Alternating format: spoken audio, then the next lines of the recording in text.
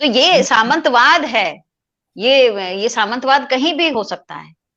और अभी जो तानाशाही है सामंतवादी के साथ, तो वो दिख रहा है हमें, आपको दिख रहा है। अब जाति जनगणना हो जाएगी तो संसाधनों के बंटवारे और उनके हक की भी बात होगी।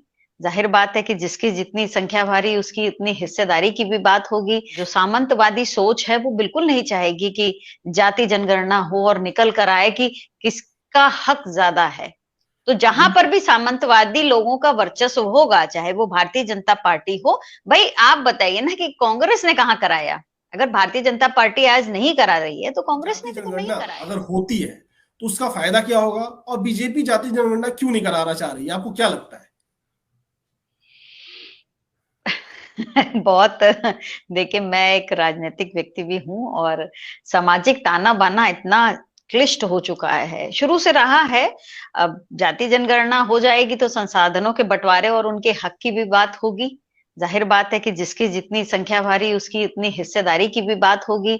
तो ये बहुत सारे ऐसे सवाल हैं कि बीजेपी क्या जो सामंतवादी सोच है वो बिल्कुल नहीं चाहेगी कि जाति जनगणना हो और निकल कर आए कि किस का हक ज्यादा है।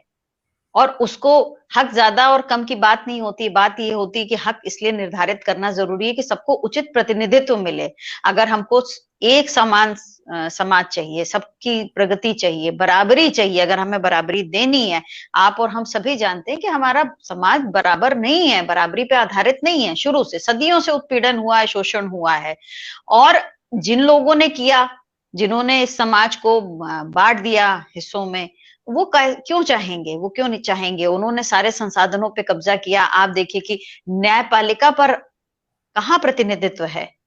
न्यायपालिका पर कुछ चंद लोगों का प्रतिनिधित्व है, नौकरियों पे कुछ चंद लोगों का प्रतिनिधित्व है।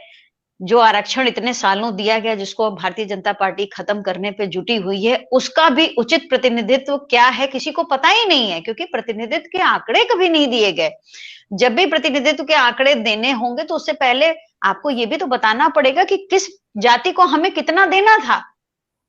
आप वो ही नहीं करना चाहते हैं। तो नहीं करना, सिर्फ ये कि ये दिल में मैल है, नहीं करना चाहते, लेकिन कभी ना कभी तो करना पड़ेगा। और अब चूंकि 80 और 20 का टकराव होने लगा है सामने और सामने, लोगों को समझ आने लगा है, शिक्षा जैसा हथियार से वो लैस हो गए हैं, तो उस 80 को भी अब समझ में आया है कि बगैर हमारी गणना के हमें पता नहीं चलेगा कि हम कितने हैं, तो हम संसाधनों पे अपना हक की बात कैसे करेंगे। तो ये जी बिल्कुल। समस्या तो है। तो जहां जी पर भी सामंतवादी लोगों का वर्चस्व होगा, चाहे वो भारतीय जनता पार्टी हो, भाई आप बताइए ना कि कांग्रेस ने कहां कराया। अगर भारतीय जनता पार्टी आज नहीं करा रही है तो कांग्रेस ने भी तो नहीं कराया। तो ये जी सामंतवाद है। ये सामंतवाद कहीं भी हो सकता है। और अभी जो तानाशाही है सामंतवादी के साथ, तो वो दिख रहा है हमें, आपको दिख रहा है।